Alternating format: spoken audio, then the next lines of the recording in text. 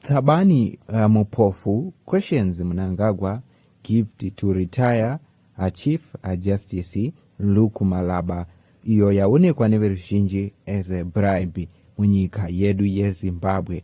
Kusangana kwatinoita hapa na pachannel yenyu Magaba News patinobata nawo dzinenge dzichiitika munharaunda nemunyika yedu yeZimbabwe. Tichingokurudzirana kana uri mutsva ndiwo mukana wekubaya button rakanzi subscribe nekutena notification bell. Today we have a news maererano nechitiko chiri kuziviswa chekupiwa kwa retired Chief Justice Malaba magifti anova ekufamu avakapiwa navaMnangagwa. Anova prominent lawyer rauya achitaura Thabani Mpofu pamwe chete navari Nelson Chamisa vakariposta mashoko ataurwa navaThabani Mpofu mushure mekunge vaThabani Mpofu achiti zvaitwa navaMnangagwa izvi zvinoita kuti panhau yemajudiciary emunyika yeZimbabwe vanoona nezvemutemo havagodzekeserwa pasi nekuda kwekuti vanenge vakusavimbwa navo vachionekwa kunzi vanogona kupiwa chioko muhomwe.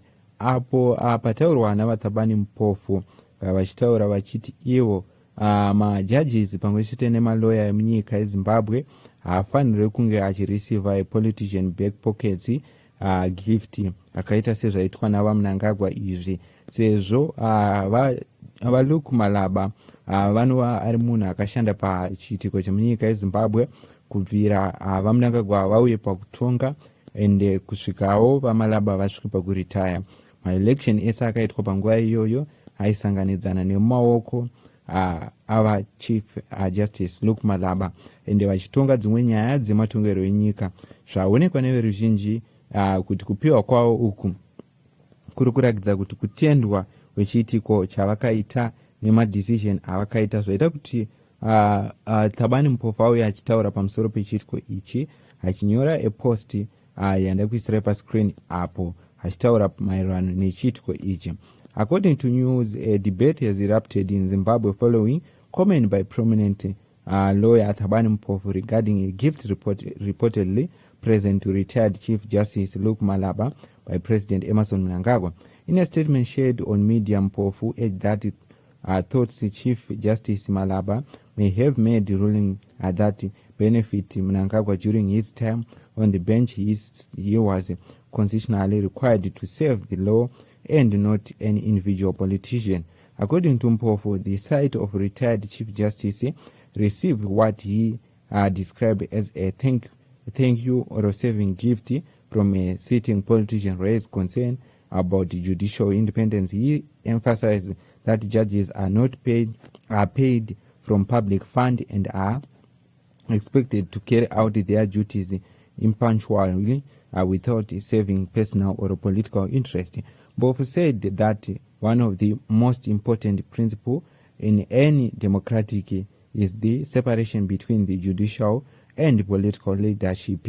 He urged that this principle must be protected at all times in order to maintain public confidence in the courts.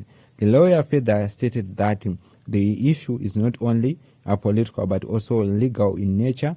He urged that when a judge appears to receive benefits from politicians who may have gained from previous court decision, questioning can raise about whether those decisions were truly independent. Mpofu explained that in a law, the appearance of bias can be just as important as actual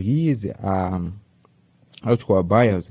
He said courts around the world take concerned about impartiality seriously because justice must not only be done but must also be seen to be done. According to his comments, any action that creates a doubt about the independence of a judicial decision can affect public trust in legal institutions. He added that maintaining that trust is essential for the ruling of law. The remarks comes after images circulating online showing President Emmerson Mnangagwa and the retired Chief Justice Malaba together during what was reported as a representation ceremony. The image quickly attracted public attention and sparks debate among citizen lawyers, political commentators, and social media users. Supporters of the gift have urged that it was simply a recognition for public service, should not be interpreted as evidence of wrongdoing. Others, however, believe the optics of event raise legitimate questions about the relationship between political leaders and members of the judiciary. Mpofu comments added another voice to the growing discussions about accountability, transparency, and the importance of safeguarding the independence of state institutions. Well, no court have ruled that any previous judgment involving Malaba was improper.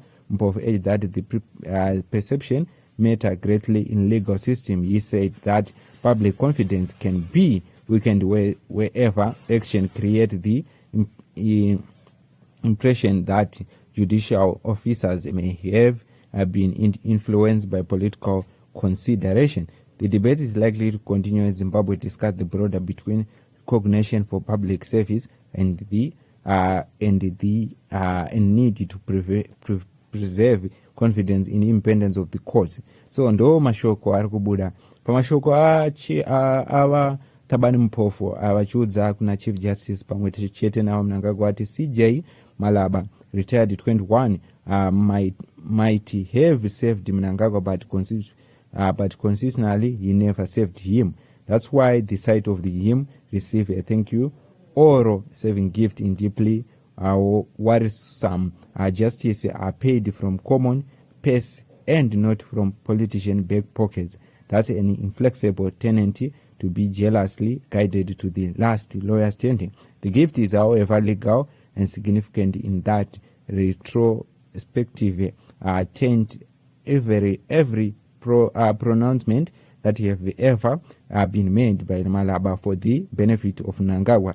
That is how the law on bias operates. A court order tainted by bias will at the application of concerned party B set aside whatever the consequence bias, just like fraud, and reveal everything. Ndo mashoko ari kubuda ndo zvinhu zviri kutaurika pamusoro pechiitiko ichi. Ende tichitarisa kuti muposti yawo vanhu vauyo vachikomenda vachitaurawo zvakasiyana siyana pamusoro pechiitiko ichi. Vamwe vakati, how should these judges be appreciated official for their good service outside of these perceived or actual bias? Who should thank them if need be? How should it be conducted? See that basa kwedu vanhu vanopiwa zvikorofo nemapadza after retirement. Vamwe vakati, you also wonder where the money came from. Is it come from the Minister of Finance as what Malaba gift? Definitely is not from his pocket. Most importantly, he is being paid for working for ZanuPF. Domashoko everything. Vamwe vakati, Mnangagwa does not give a word about what people think of him. He is an employer of Zimbabwe. Vamwe vakati, we need an overhaul of the unitary system of government we are using. We inherited this from Smith. It didn't have a check balance as it benefited the white minorities 46 years when we see the loophole with our system of governance. Domashoko everything. What's your take on this? Just take on this news. This is Magaba News. Tichiti munoti chine mashoko ataurwa na chief ataurwa kuna Chief Justice Malaba achibva kuna a prominent lawyer Thabani Mpofu achiti iye zvinhu izvi zvinokonzeresa ruvengo kuti veruzhinji havachatruste judges anenge ariko pamwe chete nemalawyer emunyika yeZimbabwe nekupiwa kwavari kuita gift iyi zvokuti vaMnangagwa vanouya paLoomlight kuti vape retired Chief Justice Malaba magift dai vakazviita private zvanga zviri nani. Izvi zvinongobudisa pachena kuti kubhadharwa kutendwa pane zvakaitika pamaelection ekumashure pane zvinhu zvese zvanga zvapinza dambudziko reZanuPF richipinzwa mazitare edzimhosva. Ndidzo nhau dzatauya tikabata pano pachannel yenyu Magaba News.